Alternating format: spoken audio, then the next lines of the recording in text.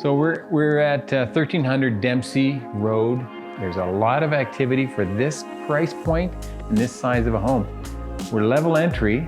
The whole home has been completely renovated this year.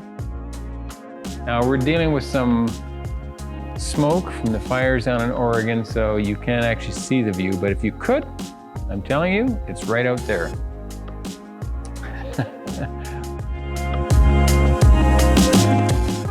What a great starter home, or if you're looking at downsizing, this is sweet. It's got nice kitchen, dining, living area, all opens onto this big deck, and you can't see it right now, but there's some views out there. 0.55 of an acre, 1,000 square feet, 2-bedroom, 1-bathroom up, and an unfinished basement. It's great for storage. Use it as a studio, put a workshop down there.